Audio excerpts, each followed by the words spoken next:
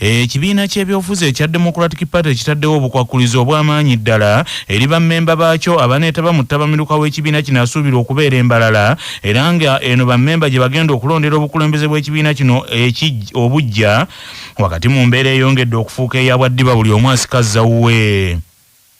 Bino we bijjidde ng'enteekateeka ttabamiruka ono ekyakubiddwamu ebituli okuva mu bamu ku beesimbyewo ku bifo eby'enjawulo mu kibiina kya Democratic Party olw'engeri nti okulonda kw'abakiise abaneetaba mu ttabamiruka ono gye kwakwatiddwamu nga bamu bagamba nti kwakoleddwa mu ngeri y'agadibe nga ly'engembwa etunda omuzigo. Olutuukidde olwaleero nga disitulikiti ezimu nti zikyagaanye okuleeta ebyavudde mu kulonda kwazo okuva wansi ku byalo yadde ng'okulonda kw'abakulembeze ab'oku ntikko kutuuse. Kitegerekese nti disitulikiti ez'ebyokulonda ku ludda olwa Democratic Party okuli Kawempe, Nakawa, Kampala Central, Lubaga n'endala nti zikyagaanyi okuwaayo ebyavudde mu kulonda nga aba DP mu disitulikiti ezo bagamba nti okulonda kwabaddemu obuvuyo obuyitirivu obungi. Wabula okusinziira ku ssaabawandiisi wa Democratic Party Blacks Gerard Siranda bano nti baweereddwa obudde beetereeze ng'obudde tebunnaggwaayo bwe kinaalema nti ekibiina kya kusigala nga kitambula n'abo abaagala okulonda obukulembeze bw'oku ntikko obujja. Dr. Blacks Gerard Siranda agambye nti mbukwakuliza obuteereddwawo tewali mmemba wa kibiina ne bw'abanga amaze mu kibiina emyaka gye kyakamala agenda kwetaba mu ttabamiruka ono nti nga talina bbaluwa emuyita. Zonna osobola okugamba nti kati tuli almost nga 98%. Tukyalinamu obuzibuzibu obutono mu district surprising ate Kampala ziri district 5: Lubaga, Makindye, Nakawa, Kampala Central ne Kawempe. Surprising ate zirimu obuzibuzibu era njagala kutegeeza nti tewaliyo omuntu yenna agenda kuyingira mu lukiiko olwo nga talina bbaluwa emuyise nga ate tabadde accredited era accreditation eyo eteeka okulayininga ne national ID yo tebigenda kuba tasi bya bulijjo. Tugenda kuba n'olukiiko nga lutegekeddwa bulungi, olukiiko nga buli alulimu amanyikiddwa nti gundi, olukiiko nga buli alulimu alina identification. Dr. Blacks Gerard Siranda agambye nti bonna abaneetaba ne mu ntegeka endala nga olukiiko lugenda mu maaso kabebeere bannamawulire ekibiina kiteekwa okuba nga kyabategeddeko ne bakkirizibwa. Ono mu ngeri y'emu alabudde abeesimbyewo obutagezaako kutambuza balonzi mu bbaasi nga babayiwa embalala. Agambye nti anaakikola ajja kufuumulwa mu kalulu kano ng'agamba nti tebaagala muntu yenna agulirira balonzi nga bawadde entambula. Dr. Blacks Gerard Siranda agambye nti ekibiina kyabwe kye kigenda okwetambuliza abalonzi bonna.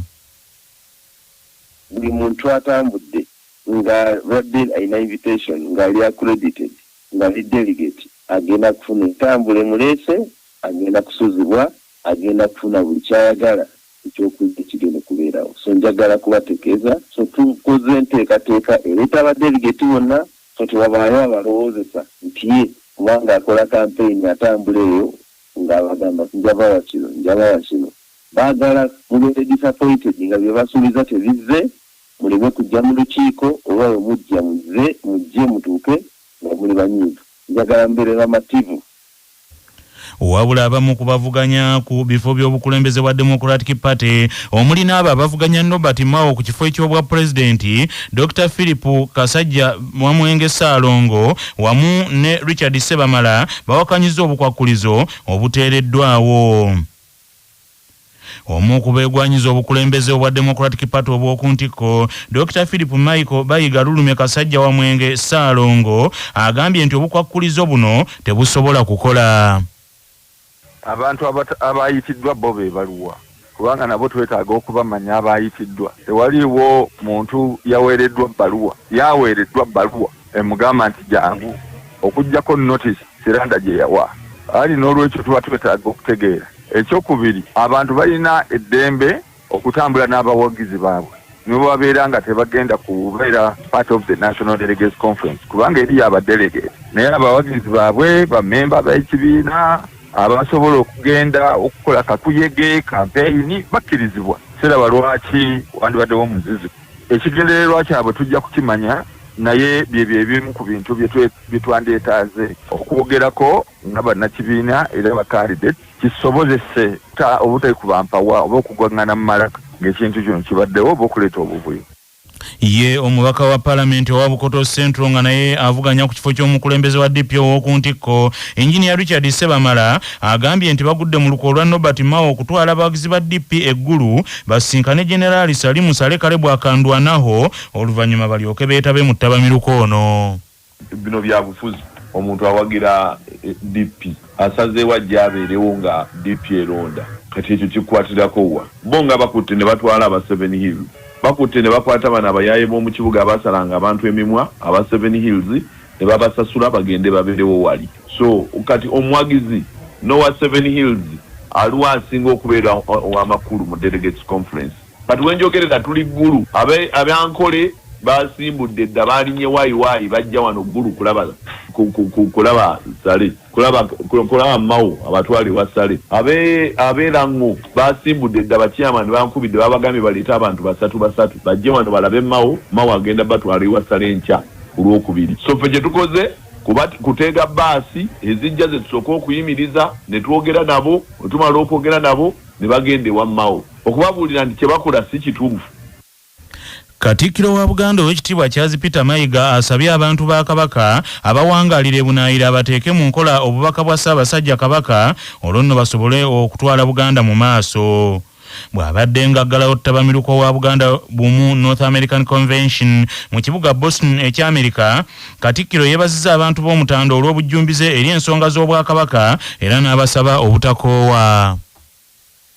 Ssaabasajja Kabaka bwe n'aba mutegeeza nti ekisenga abantu bakituddemu ne bakijjuza nange nja kuba nga njogera nga ndi naye ovudde eka ennaku mmeka n'abantu tobasanze byoba oyogera bw'okolola bagasebwana gy'otaabadde amazina g'ebuddu gonna nagazinye ku lyato okusanyukako kirungi era temubeeranga awo ne mwekapa ne mubeera awo musanyukako naddala ng'olina abantu b'omanyi nti bakwagaliza birungi gusanyukako oli gundi nga kimuluma atatwagala gwe ngamba mbasaba mulondoole byonna bye tuteesezzaako wano mu lukuŋŋaana luno era mbasaba mmwe naddala ababaka mwejjukanye ku bubaka Ssaabasajja Kabaka bwe yabawadde n'ebigambo ebyo nnina ssanyu linnyo okulangirira nti olukuŋŋaana luno lwa 2025 luggaddewo. Ssaabasajja Kabaka wangaala. Katikkiro alabudde abantu ba Kabaka ku kwekubagiza okusukkiridde n'okuwoza nti tebabaagala abasabye nti babiteeke ku mabbali basooke baagalane bokka na bokka nga banyweza ennyingo ey'obumu. Waliwo n'abankooya saagala mbiyena kujja kuŋŋamba bintu ebyo saagalira ddala nyina nte ndooleza Bwakabaka nti batwagala era olinamubuuza nti babadde batwagalako ki batwagalire ffe nnyini fe tulina okweyagala n'omukyoli yeeyagale n'omukalamojjo yeeyagale n'omusoga yeeyagale tetulina tetwagala kwagalibwa muntu yenna bwe twagalana tujja kuwaŋŋana amagezi tujja kuyambagana tuli wano tuwulidde ebintu eby'amakulu bingi ennaku zino tuli wano tuli mu kwagalana tukolera wamu tuyiyize wamu tusanyukire wamu bw'abaawo ebitunyiga oba ebitukosa tubeeragane.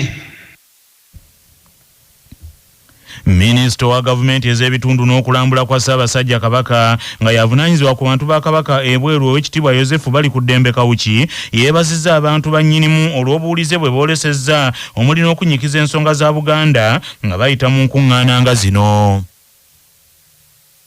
Ow'ekitiibwa Emmanuel Sendawula yantumye okubalaba bwe naddira mu bigere era yabayozaayozezza emyaka 10 nga BBNAC ekwajja ate ng'egenda mu maaso.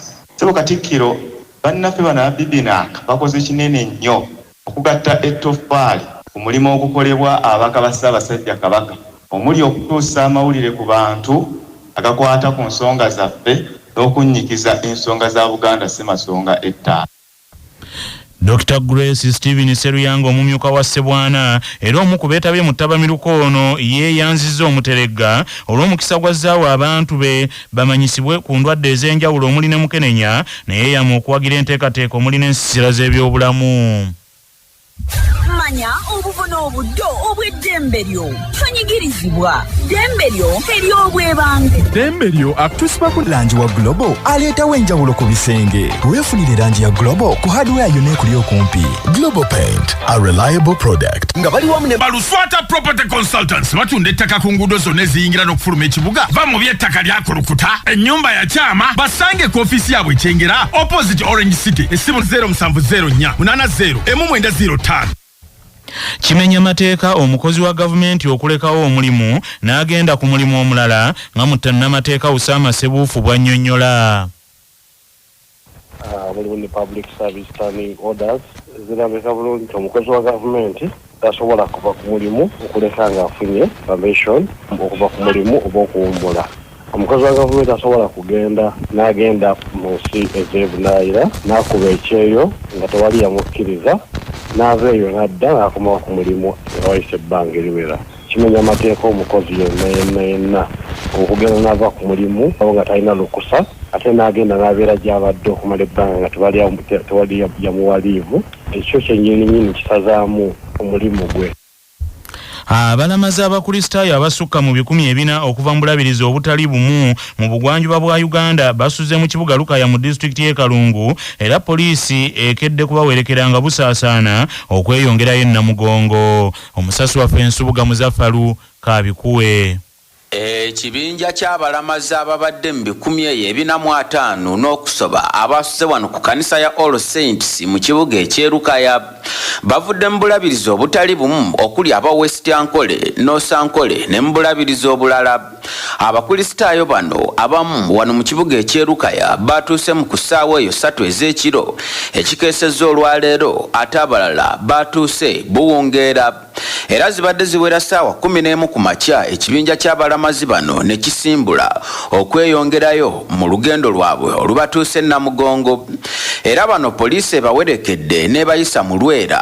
Reverend Julius Muyanja omusumba atwala obusumba bwa All Saints Lukaya mu kwogerako ne rediyo y'obujjajja Kavumbeza Mikutu ategeezezza nti omuwendo gw'abalamazi abawummulirako wano ku All Saints Lukaya gweyongeddeko boogeraageranya n'emyaka egiyise. Twagala okwebaza Katonda kubanga beewaddeyo okutambula omulundi guno. Twebaza amakanisa yonna gye bawummulidde ate era n'okubasembeza kuba basembezezza n'embeera gye babayisizaamu okubafunirawo okusula okubawa amazzi ag'okunaaba oba oliawo n'okubawa ekyokulya oba ekyokunywa. Mu kiseera kino ekkuba eriva e Masaka okudda e Kampala likwatiridde abalamazi abali mu bibinja era abamu ku bo abasuze wano ku All Saints Lukaya basanyukidde embeera ennungi gye bayisiddwamu nga bali e Lukaya. Amazina ganje Reverend Sam Kwataje team leader aize bembira abaramaji bokorga West Ankole twiri abaramaji 2005 abatuiza tukakaha kanisa ya Rukaya katwakira ku lwa CBS radio y'obujjajja Nsubuga Muzaffalu e Kalungu mu Buddu. Abasuubuzi ku kizimbe ekya Capital Center mu kibuga kya Uganda ekikulu Kampala bakeredde mu mazigo oluvannyuma lw'okusanga amaduuka gaabwe nga bazigu bagamenye ne babanyaga ebintu ebiwerako. Kitegerekese nti ababbi bano bayingidde amaduuka gano mu budde obw'ekiro naye ekikwasa ennaku amasannyalaze tegabaddeeko nga ne kamera tezirina kye zisobola kukola olw'okuba nti amasannyalaze tegaliiko. Abasuubuzi bagambye nti ababbi bano bamenye seefu zokka omubadde ssente engoye z'obwedda tebazikwatako.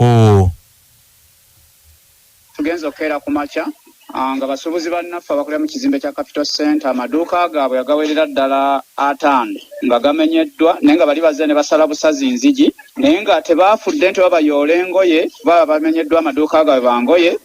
Bano abantu badde baconcentratinga ku safe era safe tusanze ezimu bazifulumizzaawo eziri metallic obulungi nga babimenyeemenye bo nga kibadde balwana kulaba nga bafunamu ssente. So kyankukwe y'amaanyi tugezaako okulaba nga tutema empenda okunoonyereza kyazze kitya nga ate ekizimbe kino kirina okuba ne security.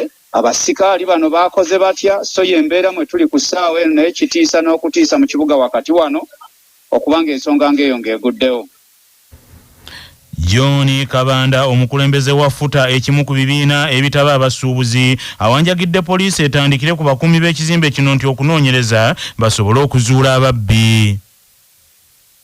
ekizimbe kijibwako amasannyalaze ekiro kati ne kamera zennyini ziba tezisobola kukwata abantu nti bano be babbye oba bano si be babbye. Tuwanjagira gavumenti eyogereko n'abagagga kubanga ffe tuli bantu abanaku abatayina wadde ekintu kyonna be batawa kitiibwa. Bakama baffe bano abagagga bannannyini bizimbe babonyaabonyezza abantu n'okulaga embeera nti bo tebasobola kubawabula wadde okukola ensonga yonna. Abantu bali mu mabanja, ebintu by'abantu biri nakawa konteyina zonna ziri ezisakaatidde teryeseguka edde ku macanga n'obuntu obutono obubadde mu dduuka bugenze n'obusente bugenze obw'amalooni.